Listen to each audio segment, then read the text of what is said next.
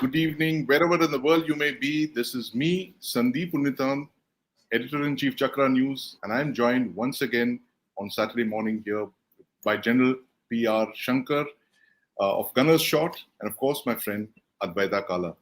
Welcome to this very interesting collaboration. We've been doing it for a few weeks now. It's a very, very interesting format where we are talking to three people from very different, very diverse backgrounds on the raging issues of the week. And the raging issue of this week happens to be Nepal. And we've watched with horror and dismay as Gen Zs, Nepal's young people, took to the streets. They've torn down government buildings. They've attacked government officials.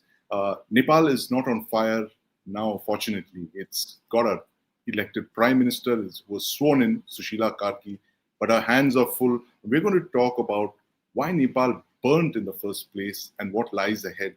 But not just Nepal, because let's not forget, Nepal and India are almost joined at the hip. And what affects Nepal affects India as well. So without much ado, I want to start by asking you this. General Shankar, Nepal on fire, you believe it was a conspiracy or this was a spontaneous public outpouring? Yeah, thanks a lot. Morning Advaita and morning Sandeep. A very interesting topic for this week. Nepal, it's our most immediate neighbor. It sits on our heartland. Whatever happens in Nepal touches the Gangetic plains. After all, we share the Ganges to a large extent. Well, at the outset, what's the latest situation? Mrs. Sushila Karki has been sworn in as the Prime Minister, and we'll hope a lot happens. Her swearing in of the Prime Minister tells you the story actually. She's the ex-Chief Justice of Nepal who's been campaigning for corruption for a long time. And the Gen Zs, who are supposed to be the motivation behind this entire agitation and putting Nepal on fire, right, have chosen her because of her anti-corruption thing. And one of the hashtags which went viral was Nepo Kids. Right. So if you see all this put together, you find that the rampant corruption in Nepal, the lack of opportunity for the youth, and they saw themselves caught in a situation. Plus, of course, the domino effect of what happened in Bangladesh, Sri Lanka, and all that would have had. But fundamentally, it is something, the internal situation, right? And why did this internal situation come? It came due to a lot of factors. There are ideological factors, there are ethnic factors, there are political factors, right? And because I think the route ahead lies in identifying the factors which led to this situation. So I'll highlight a few. Of course. One is the country was divided. It is a major fracture. Politically, KP Sharma Oli and his Maoists were oriented towards China. The people were oriented towards India because their cultural connect, their livelihood, their remittances, economically, everything, they were deep connections with India. Whereas with China, they had nothing except loans and, BRI and all that. So that fracture was there. Then you have this problem, of ideological fracture also within Nepal, which was happening. There were communists who were there, and then there was an issue of monarchy, which is also remnants of monarchy, and then Hinduism. Really speaking, the majorities are Hindus out there. Hinduism and communism don't go together very well, except in certain cases. And they're all failed experiments. So you see all these things coming, to the fore, and causing a situation where people had no hope. And then, of course, Nepal has no industry, no way of progressing. In fact, their only industries were, tourism and taxes on import duties and things like that. and their biggest asset was power, which they were not able to realize or export. Right. So I think a multitude of all these factors uh, led to this. There is also the problem of their troubled past, their Maoist struggle, which went on for 10 years. During the Maoist struggle, they had this, massacre where the royal family was, finished off. The new monarch couldn't balance everything like the old monarch could. Yeah. And then the post-monarchy situation where the Maoists came up, and then it took them 8 years to come to a, constitution. And the constitution which they gave themselves led to a parliament which could never be dominated by one single party. It always had to be a coalition, right? Because I mean, for those of you who don't know, Nepal has got a constitution which gives them one out of 275 seats in their Congress or the Lok Sabha equivalent. 165 seats are by direct election, 110 are by proportional representation. So, which means no party can ever get a majority out there. Majority. Right? And they had unstable governments and things like that. So, it had to happen. It just got accelerated by KP Sharma and banning social media apps and all that. Nipo And kids. this, Yeah. yeah, so it's just that. Yeah. It's not anything to do with CIA and all that nonsense which people are Yeah. talking about. The conspiracy theories that we thought, Is the all, timing, yeah, the fall, KP Sharma comes nothing. back from Beijing, and suddenly the spontaneous protests. But Advaita, No, Cape, I'm right now. yeah, I'm in please. Wali, and I'm in a building that was constructed by the House of Scindias, which is now run by the BSF, of course, the Border Security Force. And the Scindias have had extensive contacts with the royal family of Nepal. So, in a sense, I feel a certain connect from where I am speaking right now. Uh, the Scindias, of course, of several. Rajmata Vijayaraja Scindia was from Nepal, and that connect is always there. That kind of talks about the very deep people-to-people connect that we have with Nepal, which is very different from that we have with other countries. So initially there was this thing that it was, of course, there was a foreign hand. There was the timing of all of this. These protests were orchestrated, staged. Of course, we did wonder at the similarities between the protests in Nepal and what happened in Bangladesh. Literally, we thought it was the same playbook, and Sri Lanka also. But Advaita, you're a social media personality yourself. You're a film personality. This thing of social media, the fact that how it's triggered many of these of our anxieties, like General Shankar mentioned, there's rampant unemployment, there's corruption, there's very little foreign investment, and of course, uh, very little industry in Nepal. And you have a population that is completely hooked onto social media. I was looking at the statistics. There were reports that have been done in Nepal, and literally, social media is like oxygen for the people of Nepal. It's not just for communication and entertainment, but it's also a source of news for them. While of course everything else is there, all the causes are all genuine and legitimate. But there's also this aspect of social media, this addiction to social media. You see that as a major problem when you're looking at India. We are very similar in a sense. We may have our issues as well. Do you think social media kind of weaponizes this? Oh, no doubt about it. I think it weaponizes it around the world, not just in Nepal. And I would argue that we are kind of obsessed with social media everywhere, not just in Nepal. Yeah. I lived in Nepal as a teen, 5 years, Oh, and that was during the yeah. monarch. Yeah, yeah, Right. that was during Shri Pach, who was the slain King Birendra at that point of Right. time. And Nepal has always been kind of very secluded into to a Himalayan kingdom, surrounded by Yeah. the Himalayas, little protected.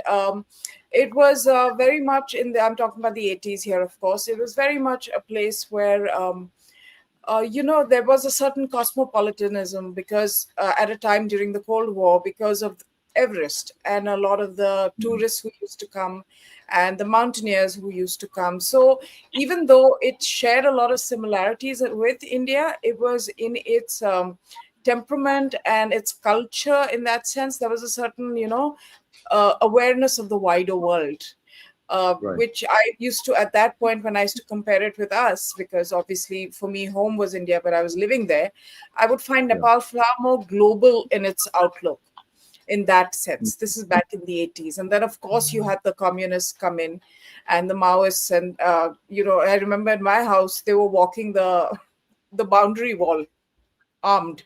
You mean the Maoists? Yes, yes, yes, yes. I was Oh, my parents and my younger sister were there. I was in India at the time. So, right. the one thing I want to really say is this kind of, street protest and Hmm. uh, outpouring is not very new to Nepal. Okay. It has happened in the past. This time we live in the age of 24/7 TV and social media. So it's, of course, much more visible to us.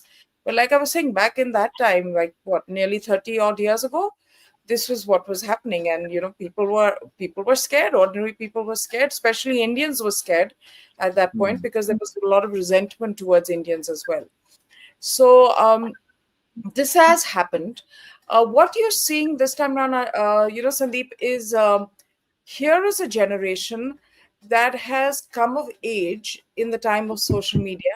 So they are Right. digital natives, right? Hmm. So they are digital natives. They're not like us who had to adapt to the new world. They've been raised in it. They're also a generation that has been born into a democracy. Please Hmm. remember, Nepal was not a democracy 20 odd years ago. It was still a Right. monarchy till the royal family. 2008 is when the king renounced and went into exile. Right. That's just 17 Exactly. years.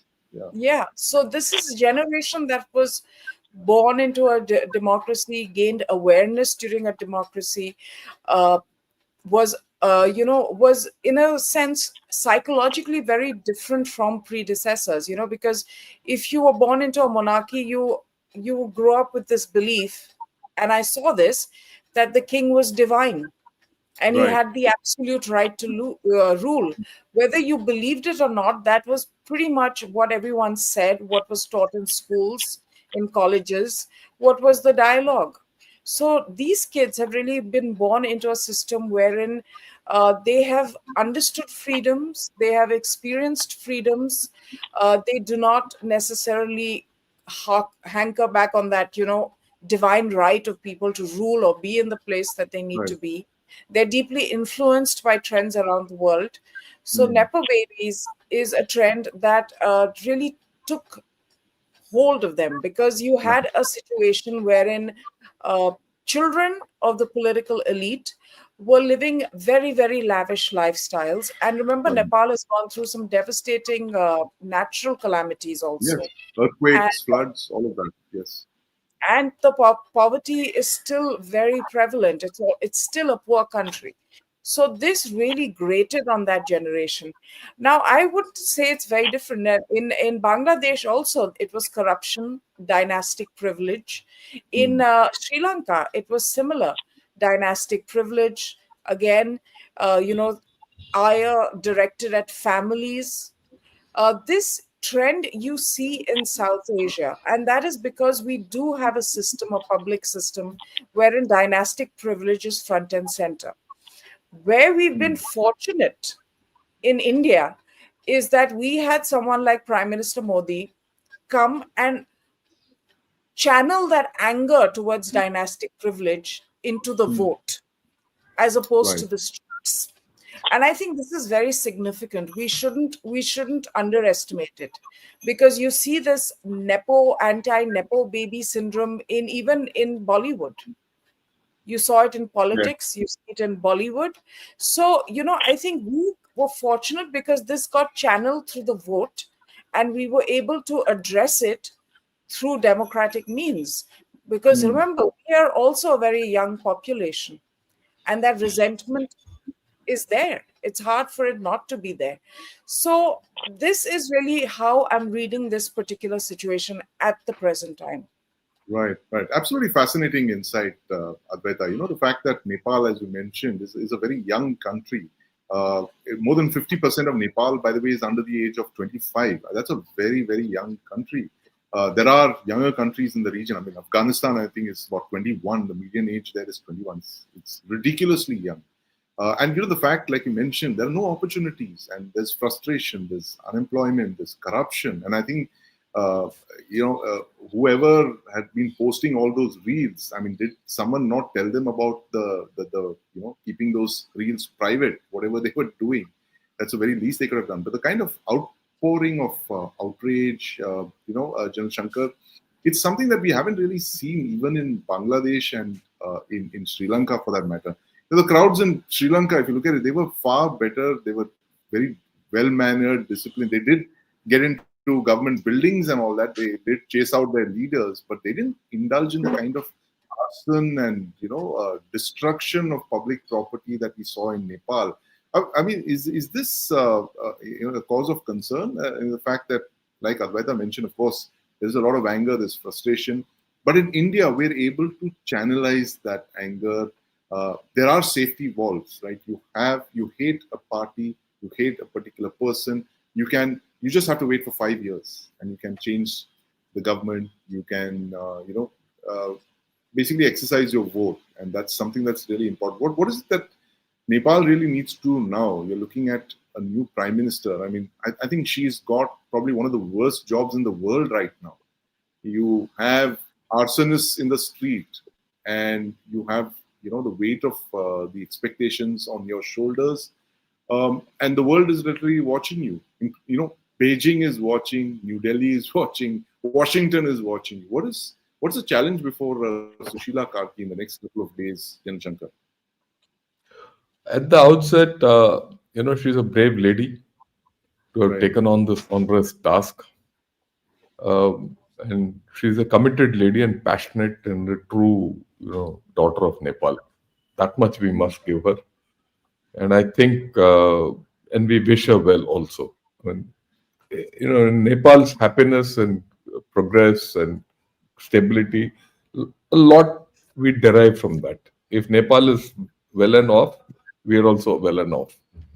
But having said that, things ahead are going to be very, very rough. Let me put it absolutely upfront. Why? If their constitution is dead as of right, now.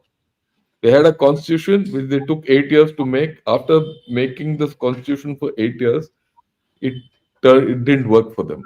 The parliament has not worked for them. It's gone. In fact, her very appointment is largely, if you go by the constitution, it's not constitutional because the Supreme Court judge can't hold the post of a prime minister. right, That's the first thing. But her goodwill shines through. I heard one of her interviews where she said, "Look, I'm not a politician.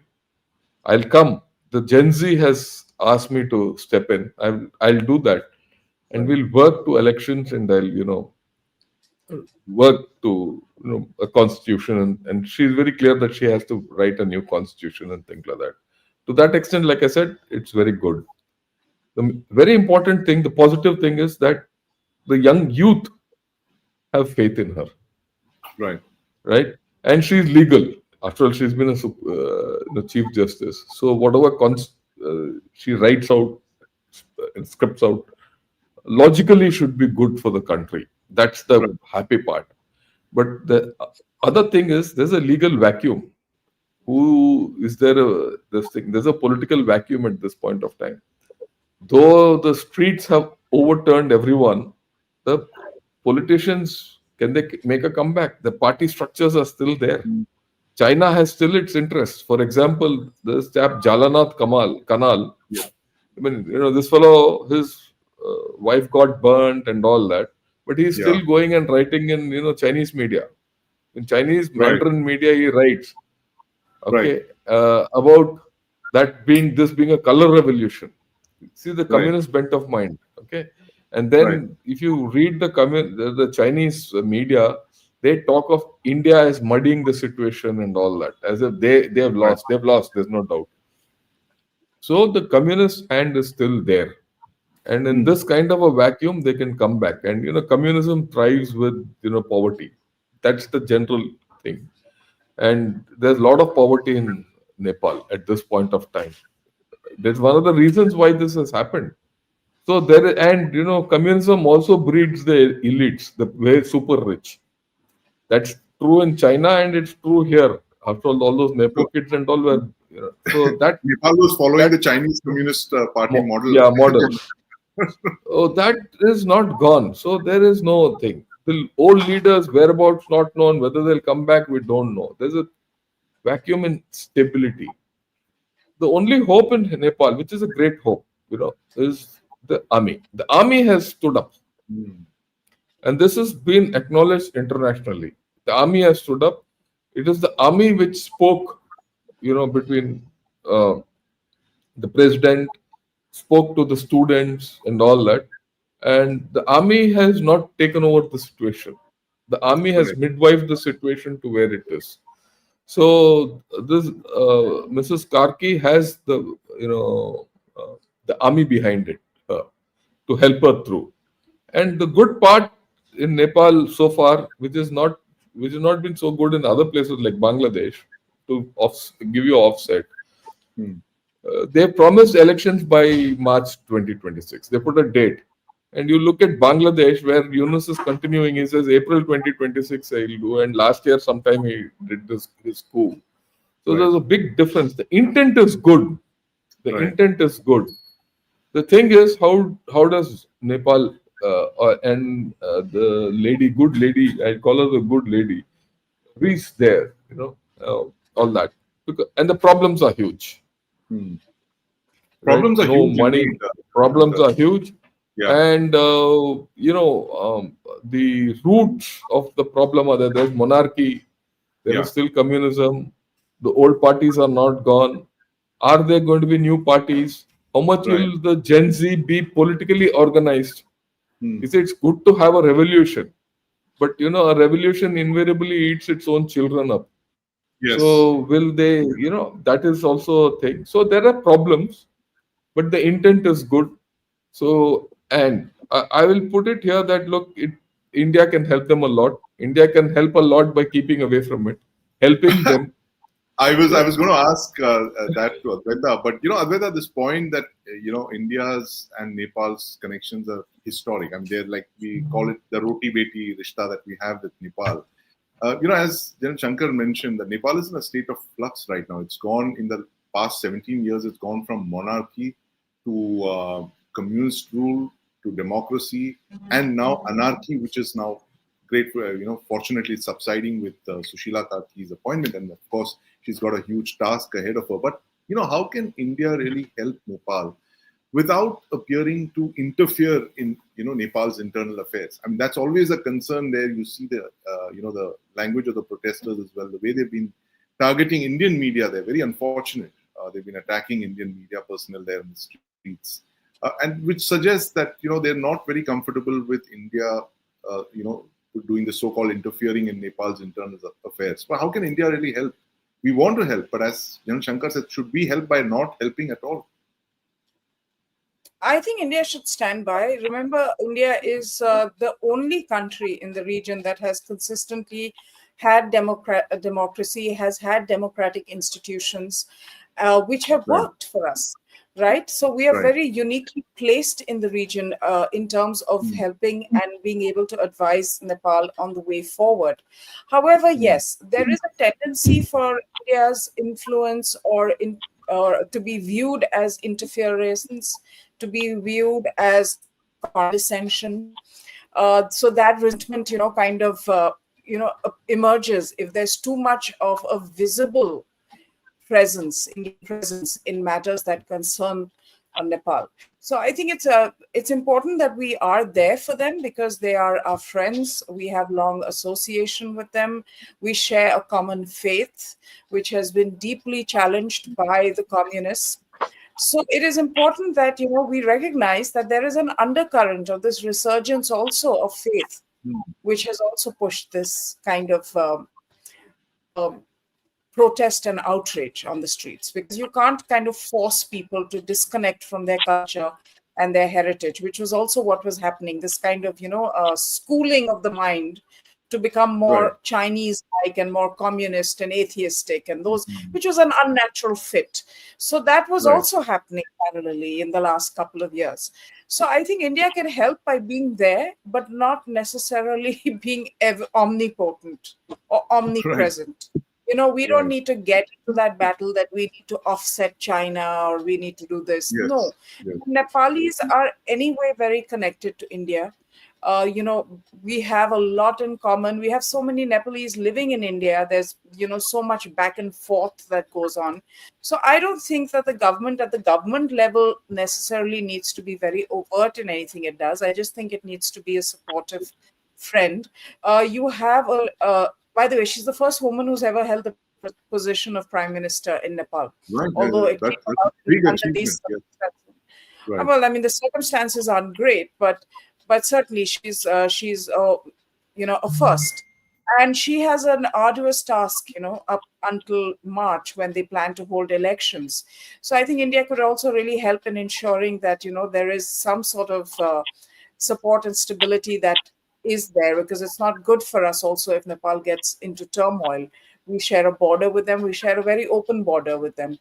So it's Yes. important that we're there from that perspective as well. So these are the things that I think we can do. I'm a little curious about the role of the army, because from what I've heard and seen and read, is that there were a lot of protesters in baklavas who were carrying government issued army, weapons that have been Yes. issued to the army. So there is a certain sentiment that maybe the army was not that passive. Maybe they Right. were on the streets and were also taking to protest. So I just want to know what General thinks about those kind Yeah, of and it's reports. a good point. General Shankar, you believe the army was there in the protest? The Uh, India Today cover currently has one. I'm just looking at it. It has a protester holding a Indian ordnance factory manufactured assault rifle. So which leads to me to believe that this was no ordinary protest, and that wouldn't possibly belong to a soldier either. He was, in civies or possibly snatched. But your thoughts on this? Was the army literally involved in the protests? Were they involved? Look, okay, now that you raised the question, I have to go back a little. I have to go back to the Maoist times, right? Uh, because there's a very serious issue which Advaita and you have raised. In the Maoist struggle, it happened for 10 years till 2001, 6, Right, 96 to 2006. The army was battling the Maoists.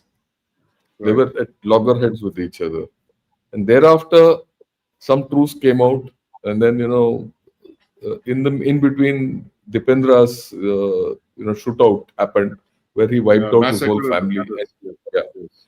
And Gyanendra came, and Gyanendra didn't have the charisma to hold the monarchy to where it was, and he lost it. The Maoism was up on the rise, the Maoists, and the army was on one side. So there were a lot of fractures within Nepal. And Hmm. finally, the monarchy was abolished, and elected representation came through the Maoists who won. And the Maoists were putting a lot of pressure on the army to take in their cadres. Right. And the army refused. The army consistently said, "We'll not take them in." Because if Hmm. they come in, this will become a political army, Yes. not a political army. And I've interacted with a lot of army chiefs. In fact, one of the army chiefs and I did NDC also together. Right.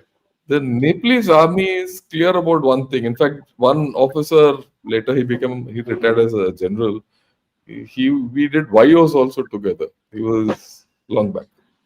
I'm now going back to the 70s, right? Young officers. YOs is young officers course. Right. So the army has been conscious of two, three things. One is it didn't want to be seen as being political at all. Zero. It didn't have any it had very clear ideas that they didn't want to be political.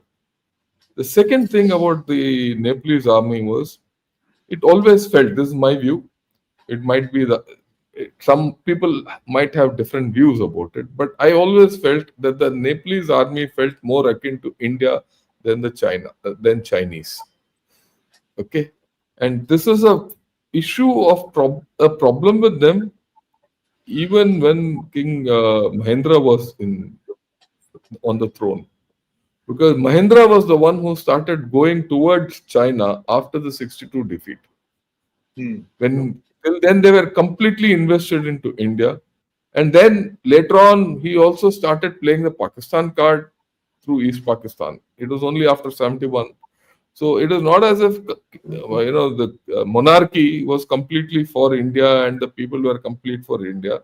There were some strains always this thing, but the army was largely towards India, and they were quite uncomfortable with what was happening with China. Right? That be that as it may, they remained largely apolitical. When this issue with the Gen Z happened and all that, I think the army also might have at some level. I mean, I know I'm speculating. Might have at some level said, look, these communists are not going to take us anywhere. Okay. And like I'm sorry, I'm getting back to the thing of constitution. That constitution and the election process always ensured instability. I mean, you have to understand this is a fundamental thing about Nepal.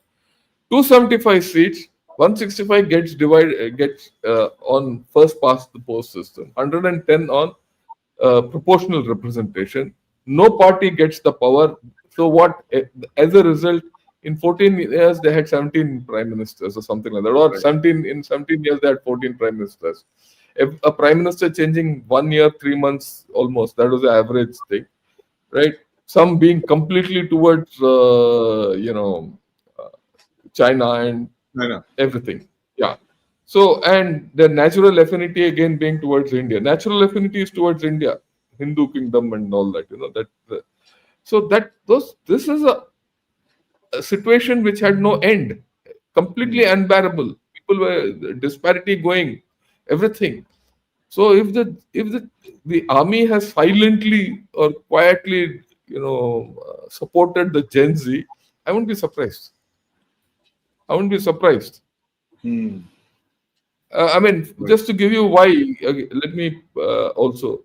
Do you know that the chief of Nepalese army is an honorary general of India, and our army Yes. chief is an honorary general of Nepal? That's the Vice versa. connect. Yes. Vice The versa. only system. Yeah, Yeah. when my coursemate General KC Thapa became the chief of Nepalese army, he came. I was there in Ashoka Hall to see him becoming the general of, so that connect Indian is army. there. So the thing is this, it factors. Then the issue of Nepalese serving in the Gorkhas, right?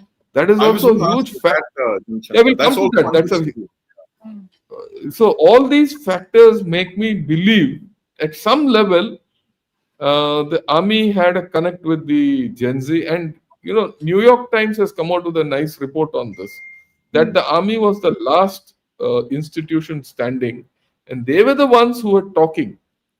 In fact, the army is the one who's facilitated this arrangement.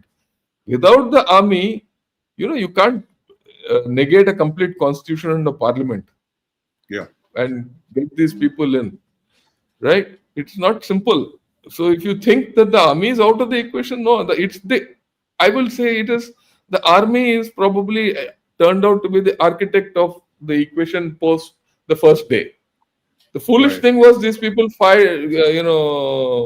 killed 20. Now it's 35 people who've been killed there, and Right. so tempers went up. The whole thing blew up, and when the whole thing blew up, the army stepped in silently and did the thing, and they brought him.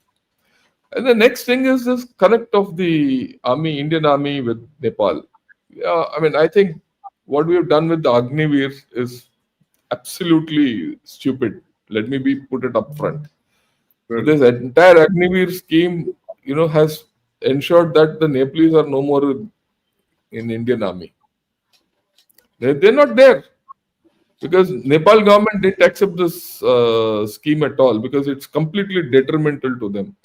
So, and we've lost a listening post. Just think, Even if you are paying 10,000, I'm just giving you a ballpark figure, 10,000 people pension. You had 10,000 families in Nepal get drawing pension from India, and which you multiply it and all that. I would put a factor of 100. A whole lot of people who were in the countryside. All these people were in countryside. They had also gone into politics. So you had influence. That influence will go now. They were your actual silent sentries against the Maoists and the Right. Chinese. You lost that. So I think if India has to do anything proactively, right, to retrieve the situation back to normal, to old days or all that, is you have to reform the Agniveer scheme, get these boys into our Gorkha regiments. It Right. also eases their issue of remuneration and economy and all that. Right. There are a lot of Right. things which we can do. Right. But One Jan way Shankar, is yeah. get back. Sorry. Yeah, Sorry. please. Please go. No, no, No, go ahead. the point of Gorkha recruitments literally coming to a halt. That's a point that's well made, and I think what the thought process on the Indian side is that you're going to have only Indian Gorkhas recruited into the Gorkha regiment. But in the past, has this been of great use to India? The fact that, like you mentioned, they're your eyes and ears in Nepal.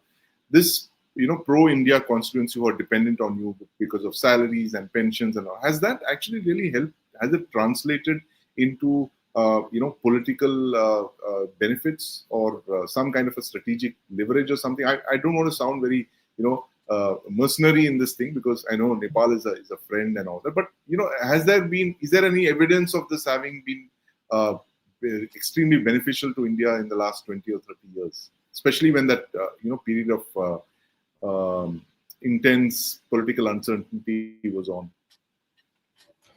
I think it's huge. What we had was a absolutely big firewall against Right. the Maoists, and spread in the countryside, right? And you see, you have to see the dependency which is there. It is not just that 1,000 Gorkhas are getting recruited every year into the Yeah. Gorkha units. It's not that. It's that plus with these people, their friends, yeah, will come to India, get employment, and you build linkages, right? You build trust. Then all these people, you pay pension to them. Now it's a namak ki rishta. Dhoti beti Yeah. ka rishta hi nahi hai. Dhoti Yeah. beti ka rishta was with the Madhesis. Right. But you had a deep connect with the Gorkhas, the Limbus, all those people, who are up there, Bahadur, Sher, Tapas, The hill people. hill Yes. tribes, hill tribes. They had, namak ka rishta hai. And if you served with Gorkhas, you'll understand this namak ka rishta is very tight, incidentally. And you had people there, you come here for reunions and get-togethers Yeah. and getting their children into the army because they had that quota of, all that. So those things are invaluable. These are hidden, I wouldn't say hidden links, these are strong subterranean links. And you ask any Gorkha officer, he cries about these things. Right. When and the Gorkhas had, if you see Gorkha officers, they had strong links with these people. Gorkhas Yeah. officers would go on leave during normal time and go and spend time with their men, retired guys and all in in the villages, partake in festivals there, marriages. They people heard of my own friends going to Nepal. क्यों जा रहा है यार, मेरा subedar major का बेटी का शादी हो रहा है. So that's a deep connect. I mean, look at it. No Chinese will come to Nepal because the Subdar Major's daughter is getting married. See Right. that advantage. That advantage is a permanent advantage we had. And why? Why is this advantage very important for us? Please understand. Nepal sits on our heartland. I keep saying Nepal. Chinese want to build railroads. They want to build everything. They're developing Lumbini to claim Buddhism. All these nonsense. If tomorrow the PLA turns up on Terai border, what will you do? You can keep Right. sitting in eastern Ladakh and you can keep sitting in the eastern sector with all your force. Incidentally, there's one chap called Victor Gao. Yes. Sorry, Advaita, I'm taking up your time. I'll make up this I want you to get her view also No, on what I I'm trying asked to you say. the question, so it's okay. Right. There's a chap called Victor Gao, who is a Chinese writer. He kept coming up, recently in all our TV channels for, when this SCO meet was held and all that. Now, you know what he's written? He says, look, we know, and he's written just about 2 weeks back. We know that Eastern Ladakh, they are very strong. We also know that in East India, they're very strong. The Indian army is very strong. But where is the Indian army weak? Where is India weak? It is weak in the Ganges belt. Ganges belt. He talks of the Ganges line. He says, why is it weak in the Ganges line? Because there's nothing against Nepal. So Right. what should we do? We should appear on the Nepal border and come into Nepal. And that is Right. why we are building roads, that way we are building this. So their long distance They're thinking, thinking vision decades ahead.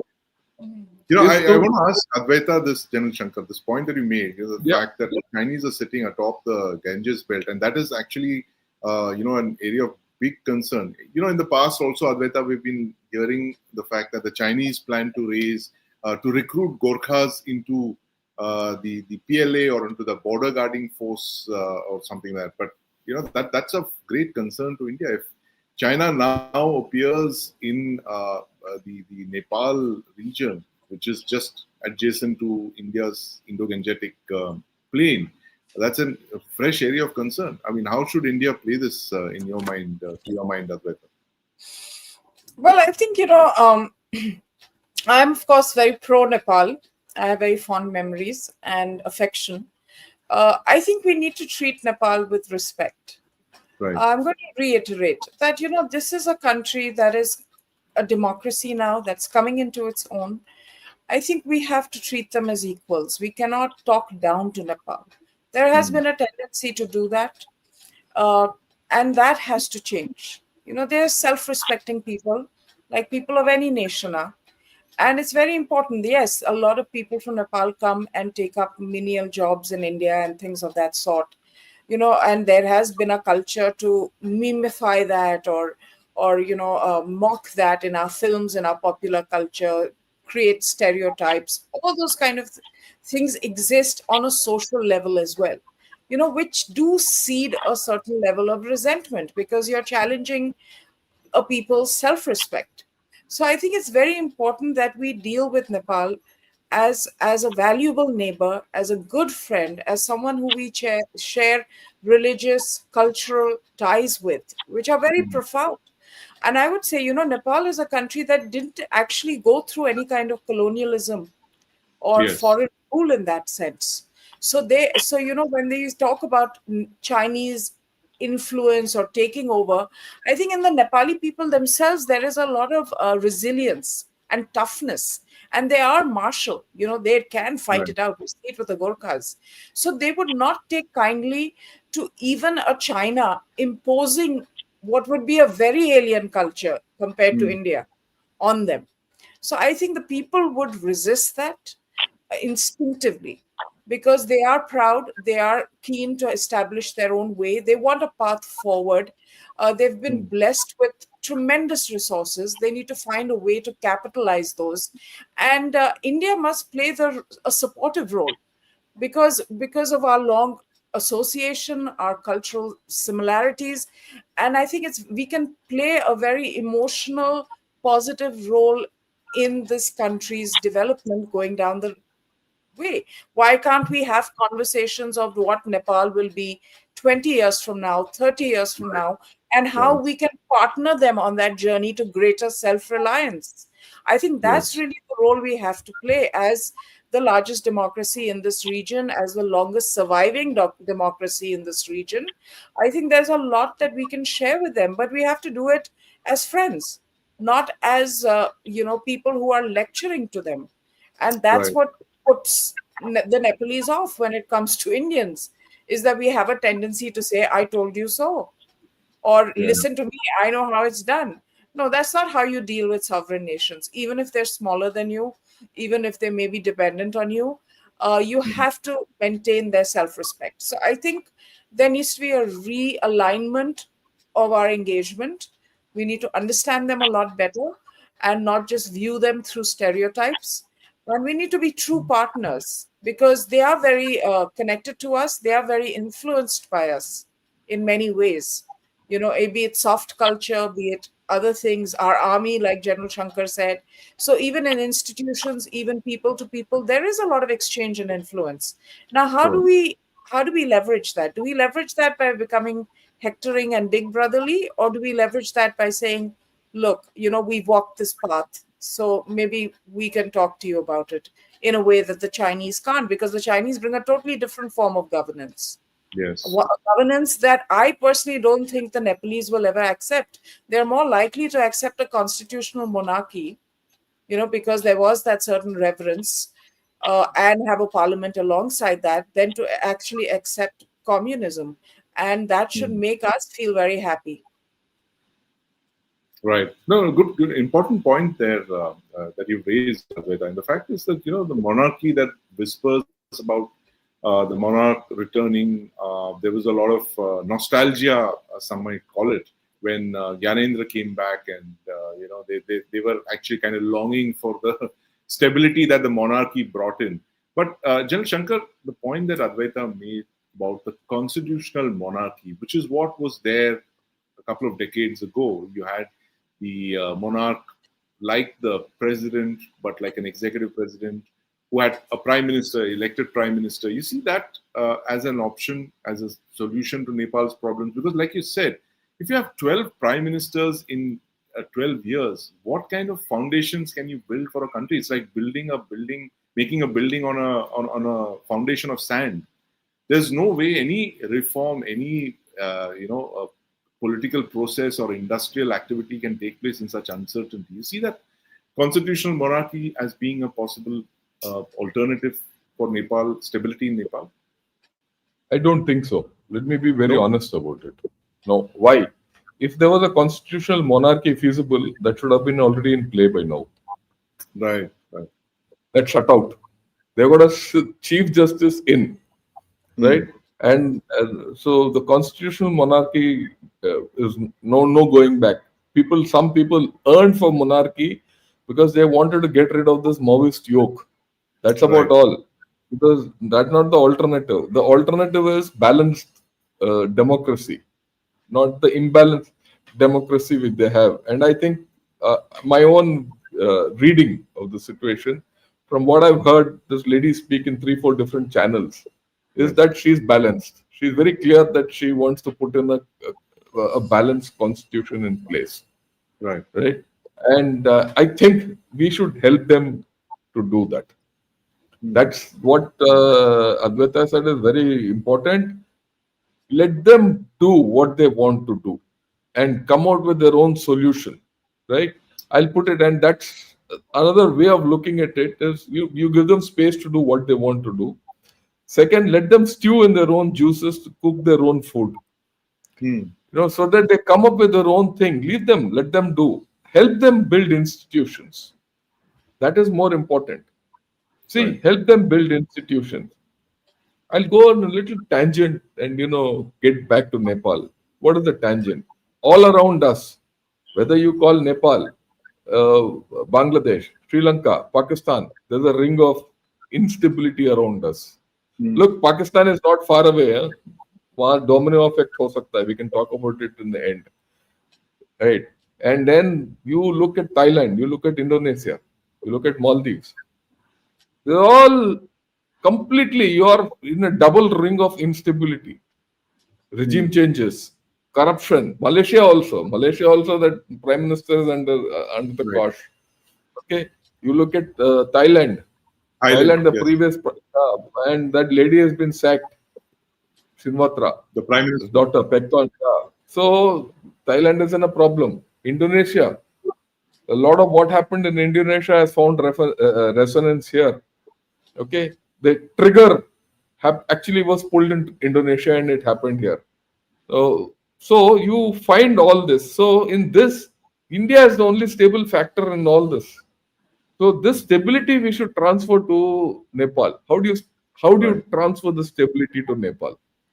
By being away from it is one way of looking at it, but giving them economic assurances, giving them people, they think, okay, don't worry, we'll help you economically so that you can be yourself politically stable.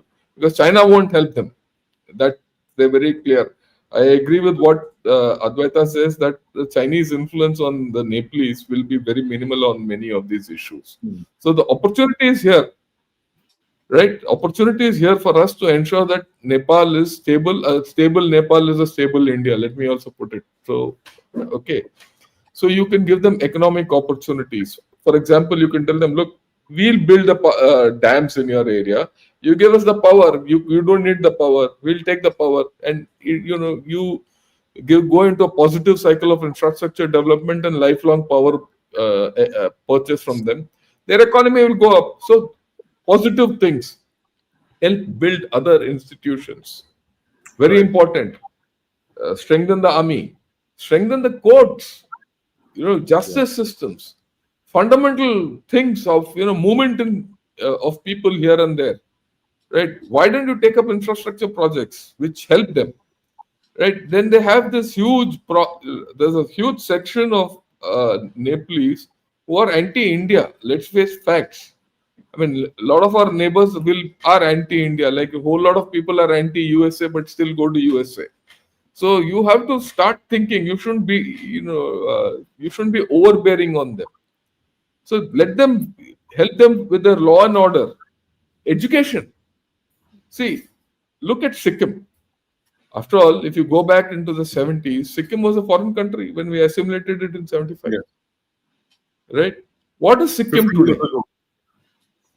Yeah, what is Sikkim today? You go to Sikkim, you have education systems, you have hospitals, you have grassroots democracy, and I've been seeing Sikkim from 77 to now. Things have changed drastically in Sikkim. Can you give them some Sikkim model? I mean, we don't. It can't be exact Sikkim model because Sikkim is a state of ours. Okay. Right. But definitely there are a lot of similarities. The people are the same, no? Hill tribes. So there's a lot of things you can pick from what we did with Sikkim. How we've developed North Bengal, Darjeeling area. How we've developed it. Those Bhutan, how we've dealt with Bhutan. Now, can you transfer some of the best things into this? Right. And do it unobtrusively without making a big show about it, right? Can you help them overcome? You see, another thing, in Nepal there's this ethnic divide between Madhesis and the hill people.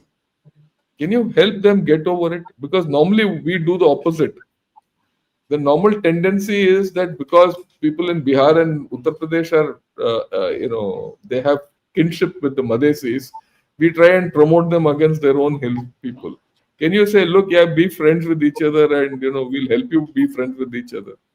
So there are a lot of bridges which we can help. Can you give them employment opportunities besides being normal labor or thing? Can you help a service industry from Nepal into India? Yeah. Right? Because services are very important for them because they don't have any other industry really. So and they have the human capability, So the services industry is something very good. What about the showbiz? A lot of jobs. So can you help them there? I think we can play a huge part. How we have helped Tibetans? You go interact with Tibetans in India. Okay, the Tibetans from Mysore are more happy eating, idli sambar and dosa and vada rather than eating tupkas. I'm not having interacted with them.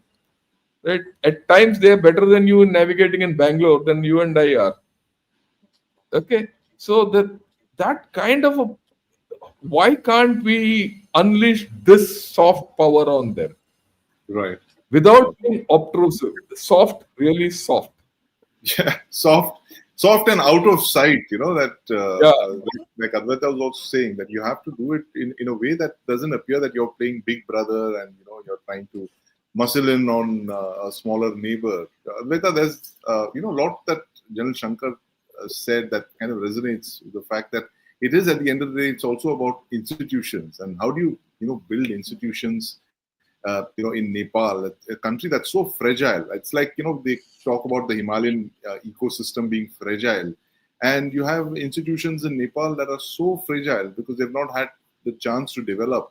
How can India do this? Closing comments, I think, before we take some questions.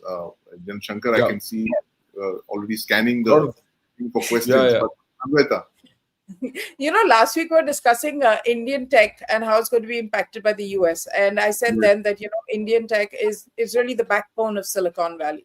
So yes, I think I think we are recognized the world over for our talent when it comes to tech, for our intellectual prowess when it comes to tech, and we are sort of a shining light. And in when it comes to tech in this region, even in Pakistan, if you watch a lot of their vlogs and things like that, they always talk about how India is so tech savvy, so tech advanced, etc., etc. I think we have to help Nepal in this way to get future ready in a time when AI seems to be taking over everything. Maybe I'm a little yes, more paranoid because I'm a writer and AI can write everything, but it's slowly creeping into our lives in a way wherein we have to be ready for AI because AI is already here. So I think partnering Nepal on these kind of journeys, which are future forward, which we don't have a language barrier with them, we understand each other very well, is really important. I think we need to partner with them in these future forward industries, where in Nepal, because it does have certain limitations because of geography and things of that sort. So certain kind of industries, certain kind of mass employment cannot necessarily be set up there, being a hill country. yeah, Uh, and having travel and logistical issues and all of that. But something like tech doesn't need roads, doesn't need any of that. And that's an area in which we can really collaborate with them and help them move ahead and move forward in a very progressive and empowering way. I think that's really important. So we need to step in for these issues so that they realize, engaging with China beyond point means you're going to be indebted to them and debt ridden to them for the next like 3 generations, if not right. more. They'll So do a Hambantota to you, right? correct. So Nepal, I know, does not want to be anyone's vassal state, not Yes. India's, not China's, but do they understand, how their politicians have been selling them out to China? Mm. All those Louis Vuittons and all those bags and all those nepo babies, Yeah, where's that lifestyle coming from? So right. I think Absolutely. they need to understand what's being done to them, and we need to, on the other hand, partner them on this journey, this tech journey, this future ready journey. And Absolutely. if we do that, we're in the right place with them, frankly. Right, absolutely. And maybe Advaita, you could get your Bollywood friends to go back to Nepal. I mean, why must we have only one Manisha Koirala? I'm sure there's a lot of other No. talent there, that can come into Bollywood and vice versa. We should actually make a lot of, Indo-Nepalese movies for all you know. But Jan Shankar, absolutely Let's fascinating take some discussion. questions. Let's take some questions. Yeah. First, Advaita is 100% correct. Sikkim and Darjeeling can have a very important role in bridging this gap and Yes. improving relations. I think that's very important. Now, there's an interesting question. We'll go on a tangent before we come to normal questions.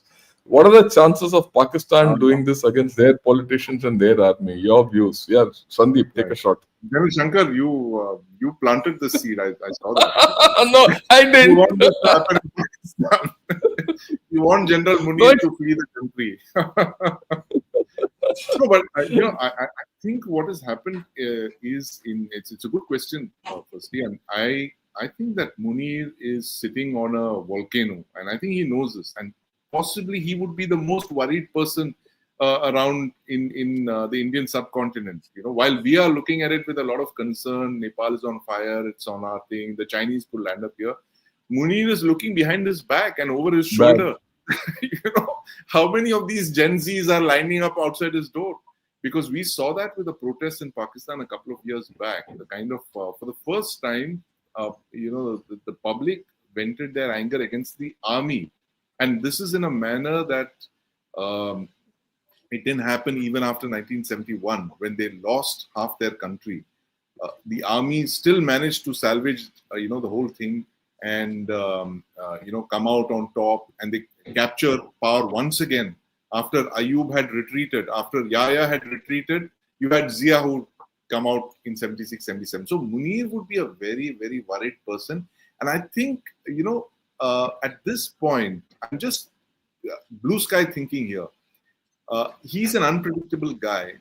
You can predict him only with his unpredictability. He'd be looking at some way of getting the people in Pakistan to vent a bit, trying to make some concessions to Imran Khan, because Imran Khan, despite all that Munir has done, remains one of the most popular people, the most popular politician in Pakistan, both overseas and in India, and once in Pakistan. And once this entire thing of that security crisis that he created, that begins to settle down a bit in Pakistan. Once the economic issues start biting, a lot of questions are going to be asked by the Pakistanis. They say, look, the Nepalis have done this. They have driven their rulers out. It's happened in Sri Lanka. It's happened in Bangladesh. Why can't we do it here in Pakistan? Why is the military sitting and consuming so many of our resources? They gave themselves a 20% budget hike, a defense budget hike. And so Munir would be very worried, and I actually see the possibility of this happening in Pakistan as well, because it's happened there just 2 years back. He's managed to put a lid on it, but there's only so much that you can do to keep that lid down, and it can just explode once again. Yeah, Advaita, your views on this? I think this is a very interesting thing because, like I said, put it in the context that it's not only the inner ring around India, but the outer ring around India is also in turmoil. And if you go a little further, there are many other places which are being touched by this contagion. Look at France, what's happening. Look at the kind of discontent which is there in an advanced society like UK, even Germany. And of course, the greatest of them all, America, is in its own problems. There's people's problems coming up. So your take, Advaita. I think social media is a whole new factor in this equation, right? Because earlier, when you had a town square, it was restricted to your immediate periphery. It could be your village or your cafeteria at work or college, or it was or your neighborhood. That was basically your venting zone. And that was where your ideas resonated or were rejected, but it was limited to that. Now, suddenly with social media, what's happening is that you can vent to the world. And and another thing that social media is designed to do, and is also, the algorithms are really designed to do that, is to feed your confirmation bias. So if you have a certain viewpoint, you will see that getting imposed and reimposed. As we become more isolated and the lesser we step out and have actual one-on-one engagements, we create these tribes, these digital tribes that reinforce all our ideas and think like us. So we started building these communities online. Are we always able to mobilize those communities in the real world? Not necessarily. A lot of times people will say yes, for example, to a book event, and you turn up at the book event and there are 20 people there when 1,000 people said yes on Facebook. So, mobilizing people in the real world is also difficult. But certainly you can mobilize groupthink, you can create an environment, you can do all of those things that can get people moving, even those who are not directly in touch with you, but who are influenced by this kind of ideas that are floating around in the ether. And I think that is a real risk that everyone faces, even in America right now with the assassination of Charlie Kirk. The governor of Utah actually said this. He says, get off social media. Social media is dangerous. He said it simply and in a straightforward way. I think it's something that we all understand. But you have a generation coming of age and becoming more active in the public sphere who are digital natives. So to them, it's an extension of their arm. It's not like something they've adopted, something they were born with. So to disconnect them from that is going to be problematic.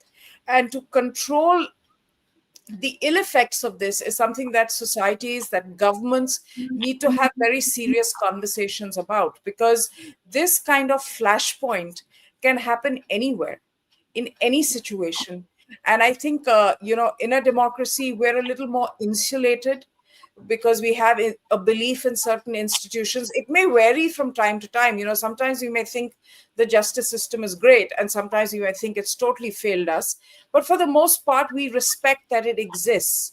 I think the real risk really lies for dictatorial countries like Pakistan, where they have oppressed people for so long, who have lost complete belief in any of their institutions, whose army is ready to pick up the gun on them and shoot them at sight if they have to, and have done so in the past. So that is something that countries like Pakistan need to be very worried about, I guess, their leadership, because they have a restive population. They have a very important leader, a very popular leader like Imran Khan, who has captured the public's imagination, who's captured their heart also by being cricket captain. And cricket is frankly the only one of the only things that the Pakistanis can actually be proud of achieving on a global stage.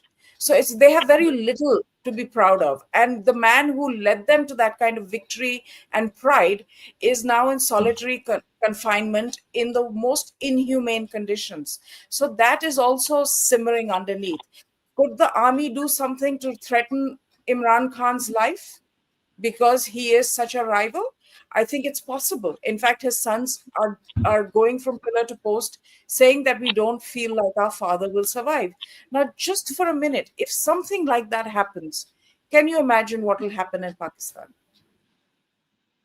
Right. Yeah. Absolutely. Anarchy. Yeah, There will I think there's a follow-up question we should take, because Yes. the thing is to me, but I'd like your views on it. What do you think of foul play allegations? Seems organic to me, as there was a lot of pent-up frustrations. You know, the same Advaita. thing. Look at the larger picture. Don't look at Nepal, because I want to get out of Nepal at this point of time, because it affects us as much as it affects Pakistan, and it's affecting all of others. And today, what seems very good within India could be very bad tomorrow.